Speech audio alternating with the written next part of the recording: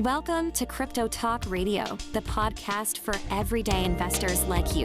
Visit us on the web at cryptotalkradio.net. And now, here's your host, Leister. Thank you for that, Bailey, and welcome everybody out there in Crypto Talk Radio, found at cryptotalkradio.net. The world is filled with pimps and hoes. We'll just talk about those I knows. I have to get with Bailey and re-record the intro. There's too much going on. It is on my list. It will be done. CryptoTalk.fm is the site that you can hit us at. The other one still works, but I'm excited to go to CryptoTalk.fm. I'm a personal update, right? So I was going to do some out-of-cycle updates, but there's so much crap going on. I figured let me just wait until Tuesday and just get it all done in one fell swoop. And so I know there's some that enjoy the out-of-cycle, and I'll apologize for not holding to my guns. I'd never want to do the out of cycles like multiple times a day. And there's so much to talk about. I didn't want to have them too long, but today's a perfect episode for it because this is designed to be slightly longer because of the out of cycles. So bear with me. I figured this was the perfect fit, but other than that, personal, right? So I'm still in the process of buying a home. And I don't know if I mentioned here, and if you're new, welcome, you wouldn't have heard this story, but I'm trying to buy a literal house. And it's the second one. And I basically had to hardball, and I had to learn out here, you have to hardball these people. They're going to try to tell you no to a fair deal. And you got to basically hardball and say, all right, screw you, bro, and kick rocks. And then they'll come back groveling on bended knee, trying to make a deal. And that's what happened here. And it's not exactly what I want, but it's still a decent deal. And I think I'm right in alignment with the appraisal to come. So we signed the deal. Everything's done. Price cut in my favor. I just got the title insurance commitment.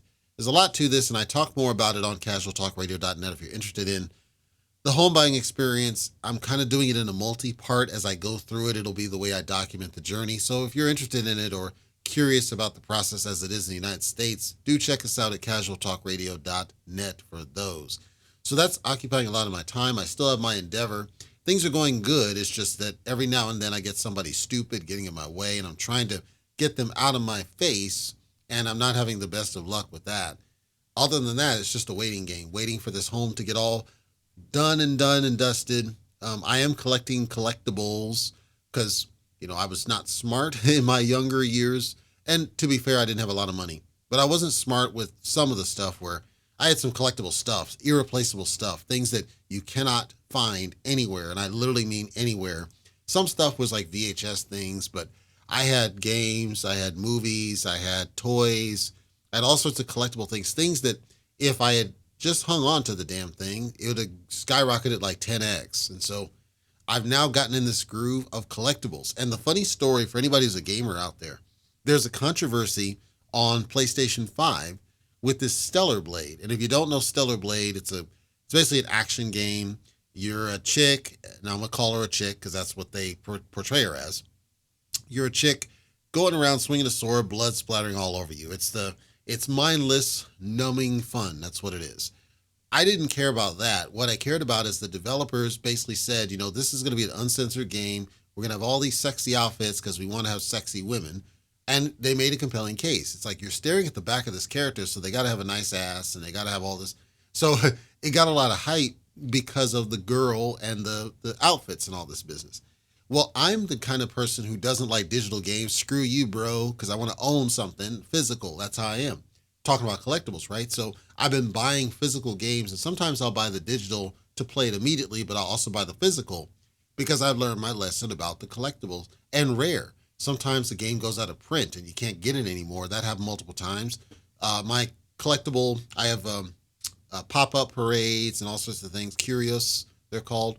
And some of them, they're not manufactured anymore, so I've started collecting those. Well, this game, this Stellar Blade, I had bought it on PS5, not digital, because my PS5 basically collects dust. I'm a PC gamer. But I bought it on PS5 to have it, thinking this is either going to be rare, number one, or I'm just going to run, like, say, some yard sale and I'll be able to make a profit later on. Turns out There was censorship added to the game after launch, and the physical copy of it is the only uncensored copy. So now I'm getting to take a victory lap on people who are all about digital games. Screw you. It's all about physical, bro. Physical games run the roost. Just like cash is king. People are learning the lesson. And the funny story about the cash thing, turns out O.J. Simpson, he was 100% cash near the end of his life. After he got out of prison, he refused to take any electronic payments. He was taking payments in cash for everything so that he didn't have to pay the Goldmans. However you feel about the dude, he knew the game. So setting all that aside, right? That's my world. It's getting home all settled, taking care of my endeavor. I'm actually searching out a second endeavor. I'm not aggressive, but I do want to get a second endeavor just to have, more money. Why not? And then collecting more curios for my deal. And if I can get the home, then my thought is I'm going to trick out one of the rooms and get one of these fancy cases to showcase all of my different knickknacks and doohickeys and all that good stuff. So I then was ignoring cryptocurrency. When I say ignoring, I literally was ignoring it. But there's so much crap. I couldn't ignore it for too long. We're going to talk about that right now. And again, bear with me. There's a lot to go through and not a lot of time to get through all of it. And I'll try to be as clear and concise as I can.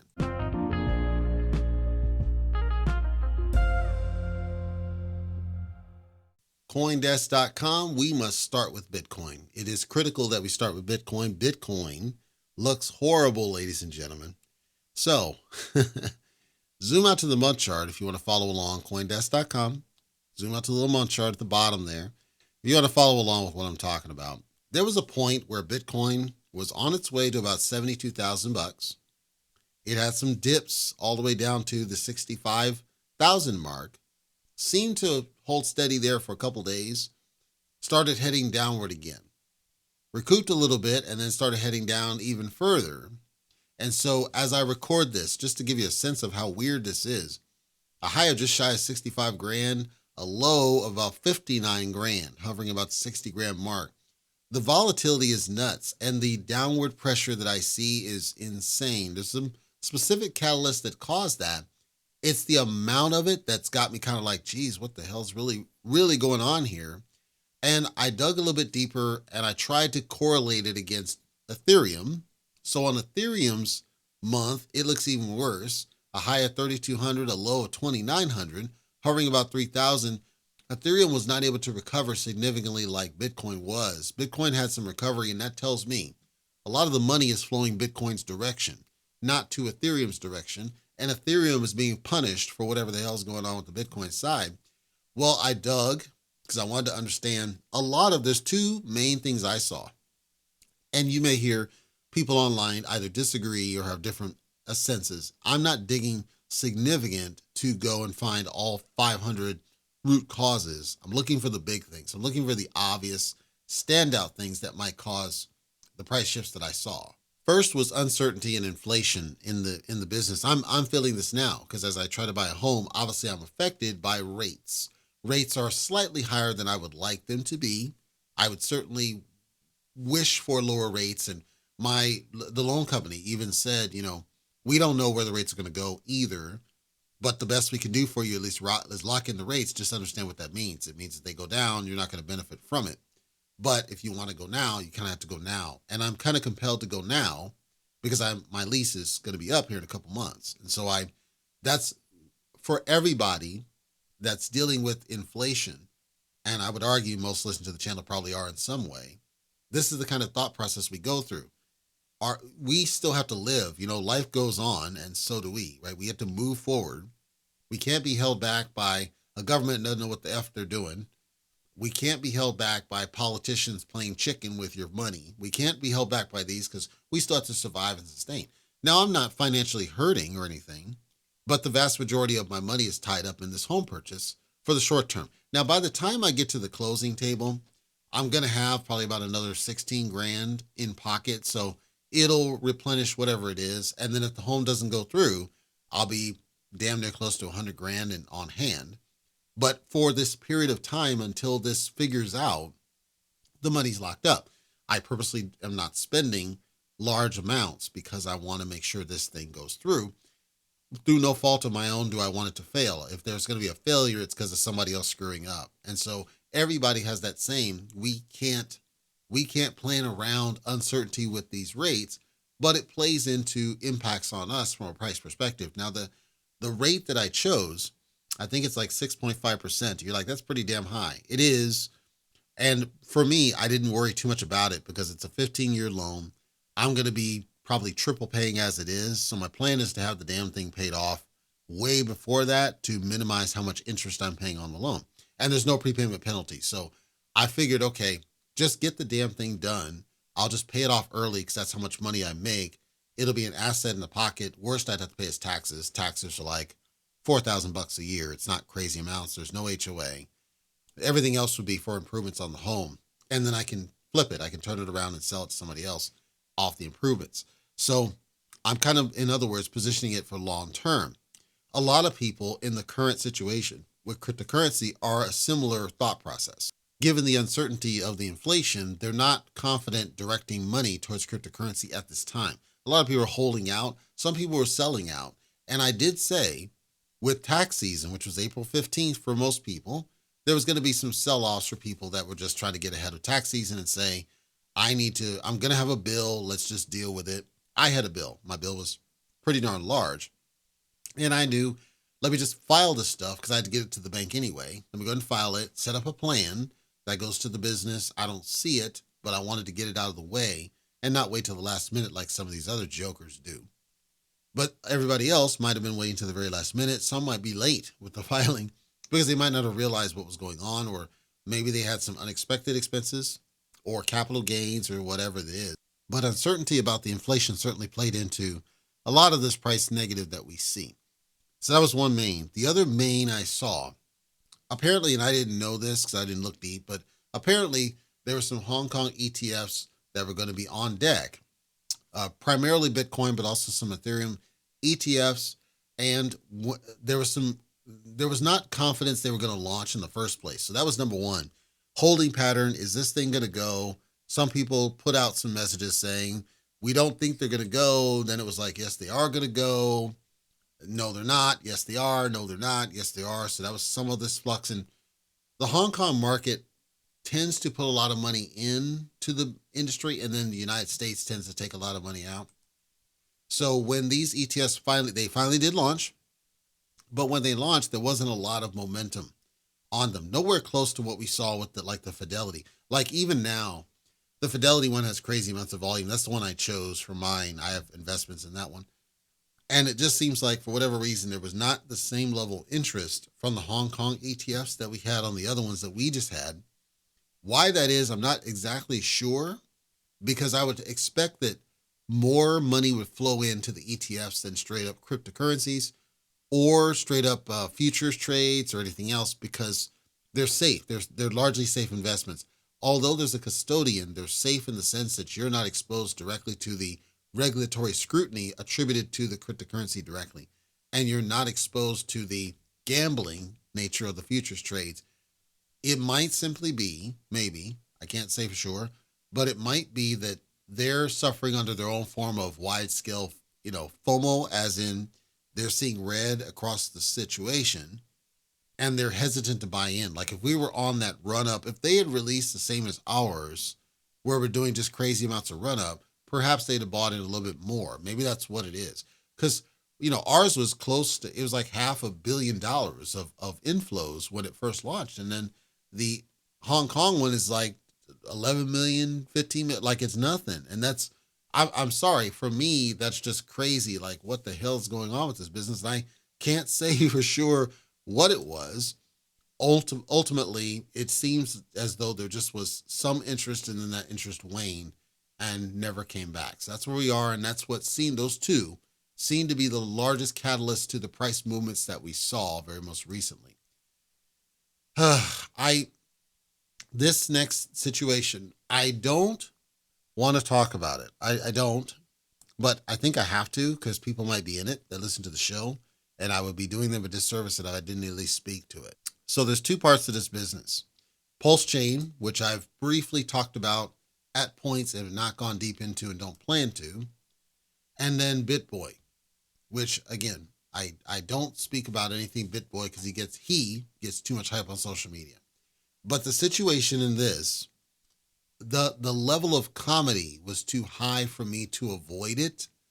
And I'm one where unfortunately, one of my, I'll admit, fetishes is to see attacks. I see some of these people on Twitter, usually it's Twitter, attacking some of these people when these things happen. Here's the background.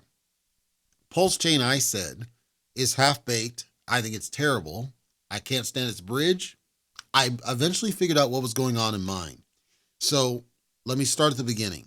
Pulse Chain went on Richard Hart, okay? So they launched this business, and it was off of what they refer to as sacrifices. Sacrifices was you send them Ethereum tokens to an address, and they used essentially the liquidity from this business to launch Pulse Chain. Pulse Chain's out there. It's been running. There's a number of tokens on there. It's mostly backed by the PLS token. There's a rewards token, PLSX. There's wrapped PLS, which is Pulse. There's Hex. There's other ones. And there's a bunch of garbage. So I had kind of toyed in it, and I was looking. The gimmick with this was it was a clone of Ethereum. So anything you had in your wallet as an Ethereum token, they cloned it. So you would have a Pulse Chain variant of those tokens on Pulse Chain, and you could sell them for money. Well, I didn't have a lot of tokens, but I did have a couple. And I wanted to check and see what was going on, what was there. And, it was like $20 or something. But as I was trying to do the trade, nothing was really working. Now, they did some gimmick where for this, you have to have the PLS token as the gas. They airdropped like 1,000 PLS to everybody who is a first-time wallet on this. And that would be you. If you got in Pulse Chain, had never been there before, you'll get airdropped 1,000 PLS tokens. So you can use it for gas, so you can try it out. Now, I didn't think anything of it.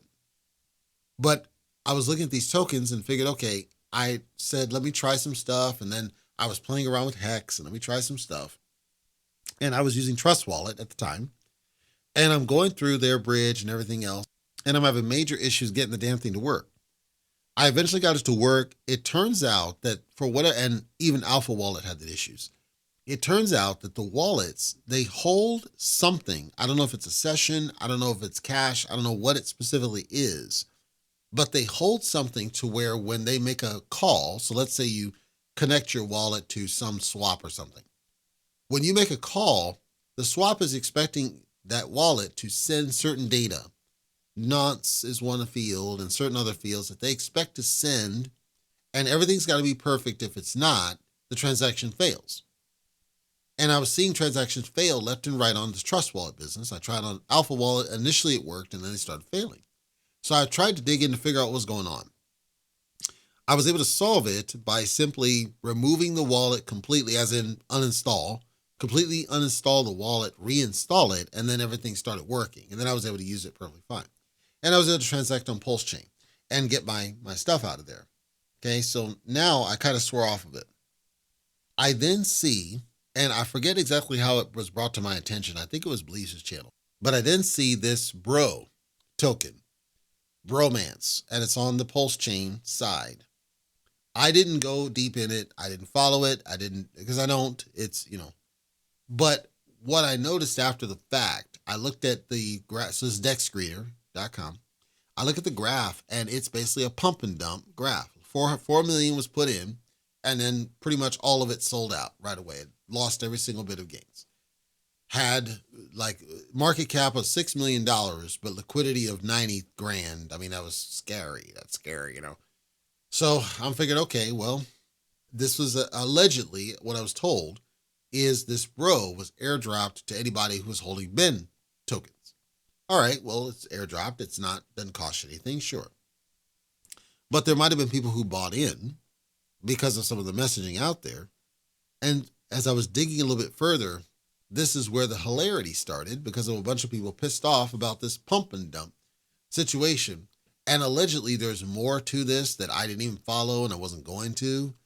And I figured I would take a moment to just share everything that I saw here because I think it's hilarious. Hilarious. And then I'm going to close. I was going to talk about another piece of crap, but I'm not going to talk about it here. I'm going to save that for a separate upload, probably tomorrow. And I may only do that to YouTube because it's so much garbage. I don't want to taint my channel with that crap. So, Bro and Pulse Chain, right? User I am that guy says, quote, these people okay, Pulse Chain be acting like kids lately. I think he means on. An investor won't even take them serious. The dump, any coin that starts to pump, look at Bro from 60% to negative 35%. These people acting hungry. User Banana says, quote, Bro dead already. LOL, that was a quick pump and dump. So I didn't know what was going on. I did see the pump and dump graph, but I didn't know exactly what was happening. And I dug a little bit deeper to try to, because it's a cesspool. I let the freaking account for Crypto Talk Radio die because that was how bad it was. But I figured, okay, let's just dig and see what the hell's going on here. Okay. So now I'm looking at the comments on this business. User Cryptographics PLS says, quote, bruh, bro. And it's got a meme of Ben Armstrong and Richard Hart, which allegedly that was the impetus of this token, is this bromance between Richard Hart and Ben Armstrong as some sort of a, unholy partnership or something.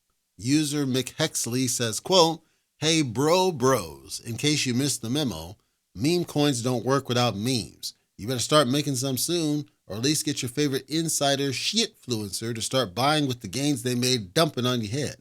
Or you can take the easy way out, dump this shit show and join the brutally honest light side of Pulse Chain, where we have truly fair launches, don't dump on each other's heads, and teach each other how to build something sustainable. Hashtag Tang Gang, whatever the hell that is. I don't know. Jeez. So, what I know is this dump, as an airdrop, I said with WorldCoin, when you give tokens for free, they're going to dump. That's what they're supposed to do because you airdropped it to them.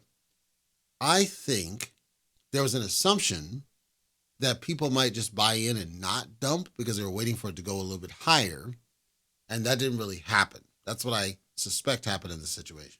User ShitRegTrade says, quote, scamming the Hex community with Bro has got to be the lowest of the low. They're already down massive. User Fiat Xpot says, quote, scam alert, do not fall for his marketing posts. Look at Ben Coin website and tell me what his scam coin does. He's just creating a lot of marketing buzz to make you FOMO. Stay away from Ben and Bro. User Digital Wagyu says, quote, trust me, bro, and shows a picture of the graph doing the pump and dump situation. User Crypto Brawler says, quote, bro, you a scamming simp to a below mid hoe, pussy that can't box or fight out of a paper bag. Prove me wrong, Bender. So, all this freaking, okay. So, mid, and what disturbed me is I heard Eric Bischoff use the term mid, and it made me cringe. Mid is a term that the young people are using to refer to as, it's what they used to say is basic, average, not that, nothing special. They didn't make up a word. They're using it in a very creative way. Bender, in this context, I think what they're referring to is the allegations that, or I guess Ben himself confirmed that there was some drug use at some point in the past and that he went on a bender. I think that's what that's referring to. I don't know for sure, but I suspect it's what it is. User Mofo Fishing Show says, quote, it's actually truly sad as FK, as the greatest future use platform only has bullshit being put on it like this, and bro, everyone already knows everything that guy does or touches turns to cancer and dies. I've now came up with a reason nobody's taking the likely best platform ever is they're allowing literal shit coins on it, aka meme coins, and on top of it, salt the steak with a shit actor on top of it. Wrecked. Always keeps it real. That's why I'll always be around if he has beef with Jake or whoever that is, but ha ha ha ha. But goddamn, bro, we or Pulse community aren't ever gonna get taken seriously if Pulse is gonna allow any circus show on there and not start getting utilities built. Utilities leave you knowing a brighter future is coming. These dog shit meme tokens have zero future because even ones that I've seen claiming a utility are complete shit. I've personally only seen one meme with a useful utility, and you're going to laugh, but it may be a goddamn sleeping giant come this election. And that's actually, here comes the laugh for best utility meme, and that's LH Inu that has the voting system that bots or people can't interfere or cheat the stats on. So yeah. User Panos says, quote, and this was the interesting one, the same guys who launched Bro and used BitBoy's name to market it also launched a VDB and used Naga's name to market it. They front-run you on all launches, buying the first 5 minutes candle before anyone knew the contract address, then dumped on your heads. They switched the contract address last minute for VDA after giving everyone a fake contract address for days, and most people got wrecked buying it. They called this a fair launch, and then Crypto Brawler responded, asking the question, quote, anybody know if any influencers were given token allocations pre-launch? Panos responds, saying, of course, they all did. Now, here's the thing. It's an airdrop, so essentially everybody was given allocations. I think what they're trying to get at is, did anybody have tokens before the airdrop, not necessarily before launch? Because as I saw it, the launch was at the same time. I couldn't tell if there was a distribution because I wasn't paying attention, but it's an airdrop, so everybody would have got tokens. I don't think that's the problem. In this case, you look at how much money flowed into it and how much money flowed out of it. It's really that simple. And then user Shaw Trades in response says, quote, imagine these same influencers running around grifting openly to their own community actually have people believing they never accepted endorsements for Hex and Pulse, as in the token. LOL. So this whole thing is an absolute chaotic nightmare. Like, it's bad. It's terrible to see it. And if there were people that bought in, I don't know if any did, but if you bought in, I'm sorry. It did do what it did, and it may recover. I don't know, because I don't know anything about it, nor do I care to. I will tell you this, though. There's a reason, and this is a very good reason, why I simply do not cover these things when they get the initial hype and they first launch. We have to wait, and see what's going to happen. And that may mean that you miss out opportunities. I just happen to be one of those that knows when there's those kinds of things, they don't seem to end well. I mean, the same thing happened, right, with what was that Solana garbage, right, with the phone. They gave it to the people that had the phone, and all that did was cause a rush to a piece of garbage phone just to get the tokens, just so they could sell them. WorldCoin gave it away just so people can sell them. I mean, is that the new gimmick? Like, we're away from reflections now. We're away from burn mechanics. Now the new gimmick, the new shiny, is to essentially airdrop tokens to people based on holding another token. That's or scanning your eyeball or whatever So if that's the new gimmick, fine. It's not something I would partake in. I think I think we need something better. I think we need something that would actually keep people. And I know it's hard. And I'm not advocating that you hold for no reason. I'm saying that, can you entice people to hang on to it for a valid reason, as opposed to giving tokens knowing they're just going to dump on it? Like, it could simply be people sold it because, hey, it's free money, right? And depending on the volume of tokens that they held, it could be a couple $100 for some people. Who knows? So, and you think about if it was dropped to Ben token holders, could be that some people had losses in Ben and they used that sell to recoup those losses. Well, can I call it a Ponzi? Not really. It's kind of, because you didn't have to pay for that. But at the same time, it shifts. If they sold out, let's say they sold out completely. Let's say they sold both. If they sold out completely, nobody wins. But if they sold one to buy into this other one, it's not a Ponzi by the developer, but it would be unsustainable. As in, you can't, there's only so much money floating around. If this over here did not entice new people to get in, it's not going to make a difference in the big picture. So I'm saying that, I look at it and I'm like, well, I understand why this was the thing. I'm not sold. I don't buy it myself, but I understand why it was the thing. And there may be people who said, I'm going to go ahead and roll the dice and see what happens. And I celebrate their right to do that. But it's distressing to see it over and over again, and this is the new gimmick. Seems like it is. And I think that world of utility, I think some people don't have a good business sense for utilities, because utilities should still be outside the bubble. Most of the utilities are for inside the bubble. When I talked about gaming at the front of the show, I've said gaming, I think, is the killer app. to help cryptocurrency when you think about free-to-play games. There was a story about a pastor that spent like $80,000 on church tithes on Candy Crush, freaking Candy Crush, one of the oldest damn games out there, a piece of garbage game at that, spending $80,000. Not even that it's somebody else's money, not even that it's the church's money, but on that garbage. So you think about it and listen to me. You have that still happen. You have garbage crap games making $80,000 from a single person. That game is nothing. It's nothing. And God, imagine if crypto could get a clue. And I'm not talking, because all the games I see in cryptocurrency are the same thing, right? It's always a first-person shooter or a driving game. Keep it stupid simple. There are actual card games, free-to-play card games out there. It's a no-brainer to bridge this to an NFT. Shirio talked about doing it, and they sucked at it and didn't get it done. But they get Valkyrie Crusade was one of my favorite games at a point, 2012. I was playing that game to the nth. I spent crazy amounts of money on it because I like the art, and I was wanting to support the artists. But it shut down. But the point is, there could be something there. Million Arthur. Square Enix bought that IP. It started as a card game, and it was mobile, and it was free to play. There's all sorts of freaking game opportunities. Simple games. They don't have to be overly complex. They don't have to be nuts or whatever. Just simple gaming experiences that are free to play, that entice free to play. And you pair it to cryptocurrency, you pair it to NFTs, and you can make a mint. Like Decentraland tried, but there's, it's whatever. Axie Infinity's whatever. I still think there's more opportunity there. And that would be the only utility I can see that would appeal at a wide scale, because that's worldwide.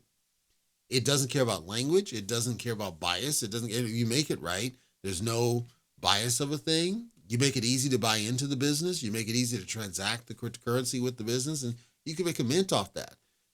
I think that's really the future. I still maintain that. I'm going to keep maintaining that. I don't think the future is giving tokens away. Never have.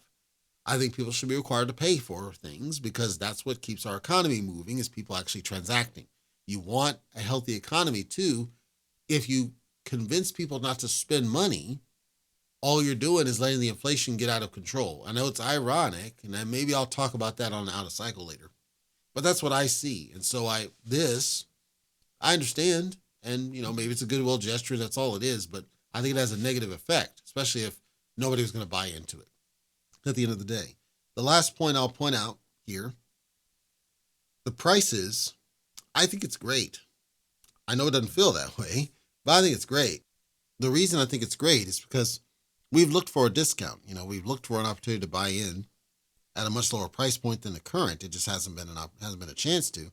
Well, now's your chance. If you are interested or have been interested, now's your chance to get in there and, make some things. And so it's up to you if it makes sense. I'm not telling you to do it. I'm telling you, if you're looking for a discount, I would be excited at what I see, especially if you're getting in or able to get into some of these other, because consider Solana went down to like $130 when I last looked at it. It had peaked up to $190. So you figure you're almost a 2x, easy 2x on just Solana. And Solana's high was what, $400 at the true all-time high. It never hit it. Ethereum hasn't hit its all-time high. It was like $4,800. It didn't get to its all-time. Bitcoin's the only one that beat its all-time high. The rest of them have not. What I'm saying is there's still profit opportunity in a lot of these different things. Somebody on, I think they were CoinMarketCap, had a really good quote, and they said, this is why you stick with the core, basically the core coins that I've said, they can never steer you wrong. But it's slow and steady. It's slow and steady wins the race. Or if you're a gambler, you want to roll the dice and then go after one of these quick pump ones. It's a strategy, and maybe you do win out, but you kind of lose the ability to complain.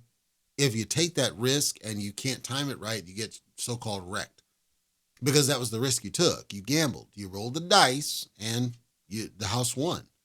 That's what it is. You can't really blame BitBoy, because there was nothing to it other than it's out there. We airdropped it to you. What are you going to do about it? Now, the flip, in all fairness, I said it, Pulse Chain is not easy to get into. I saw a video from Bleeves. He was breaking down how to connect it. And Bleez was talking as though it makes common sense to everybody, right? Yep, you just go here and click your MetaMask, do. And first of all, as I've said, regular people don't use MetaMask. They don't. So that was part of the problem. It's like, why are you doing MetaMask? Now, Pulse Chain, to its credit, does support Wallet Connect. So it does support Trust. It does support Alpha, BitGet, all these other ones, but you have to kind of jump through a little bit of hoops to get through it. Pulse Chain itself, when it was broadcast, does not do a good job of helping the layman person get in it. So I think I understand they're trying to get Pulse Chain more attention and traction and volume, but Pulse Chain is not going to take off at the mainstream. It's not outside the bubble. And so some people will get in, and there were people complaining, I got these tokens and I couldn't get there in time, and it would have been $1,500 worth. Now it's $300 worth. Well, still free $300, but this is kind of the downside of picking that chain because it was not ready for mainstream. It wasn't going to be a good experience for people. So I can't tell you how to navigate because it varies. Different wallets are different. What I can tell you is this. If you go to the Pulse Chain Bridge, and for this, I am assuming you know how to use a search engine, by the way. So Pulse Chain Bridge is what you're going to search. You should get the top hit of the Bridge site. The Bridge site is just a link portal. It just takes you to a link. And the reason I can't give you that link is because it changes. It could be something different every day. But there's a button, you click, it says something.cloud or something. You click it, and that's going to take you to the Bridge. The Bridge is so that you can get into Pulse Chain. There's a swap. Pulse X has a swap. There's other swaps out there, but there's a swap, and the swap is what you would want to use. Now, the downside is that you may not be able to see the value of your tokens in Trust Wallet specifically. You may not be able to see the value of your tokens. I had to use Alpha Wallet to even see the value of the tokens. BitGet also can pull the value of the tokens. So that's why I can't give instructions. Depending on your wallet, you may not be able to add the network the way they're assuming you can. Some can, some can't. MetaMask always can, but MetaMask openly admitted they're going to violate your privacy. So I will always tell you to stay the hell away from MetaMask if you ever listen to me. But if you use BitGet, it supports it. If you use Alpha Wallet, I know it supports it. Zerion Wallet supports it. One other one, I forget off the top of my head. So there's a couple of them that do, and you want to choose one of those if you do want to get on the Pulse Chain and retrieve those tokens, although they won't have very much value in the current. They may have some value later, but as of right now, they don't have any value because there was a pump and dump situation. So I'm not against, again, if it's a genuine gesture of goodwill, I'm not against that. But I think there's a lot of assumptions about how easy it is to get into this stuff. It's not. For the layman person, it's not. There are people out there. I said on Casual Talk, there are people out there right now that struggle to count change. So if they can't even count change, they can't identify a dime versus a quarter. If there are people out there that don't know what an ACH is, if there are people out there that barely know how to drive a car, how can we expect them to go through the hoops that's asked in cryptocurrency? It's not realistic. And so that doesn't just apply to Pulse Chain. That's across the board. There's an assumption of what people can easily do. I can figure it because I worked in technology. It's not too hard for somebody that has. But if you haven't or you've avoided it, somebody who took a liberal arts degree and avoided technology, they're going to struggle with that business.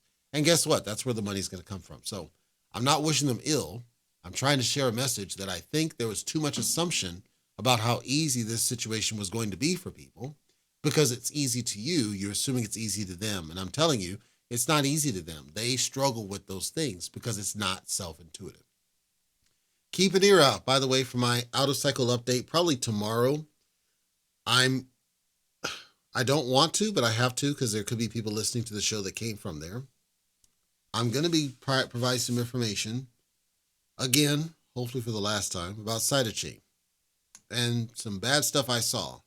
There's still positive sentiment somewhere, but what I saw might mean that the positive sentiment is isolated to one corner of the room. Put it that way. It'll be very entertaining. There will be some colorful language. So if you're sensitive to such a thing, I do recommend that you skip the episode. But I try to suppress it. Trust me. It's just sometimes it's crap. When it's crap projects, I don't want to do it, but it just comes out. It's not something that I can easily control when it's a certain level of bad. And that one's a certain level of bad, arguably worse than this bro. situation by far. So keep tuned to that one. I think some people will definitely be entertained by what it is that they hear coming out of my mouth.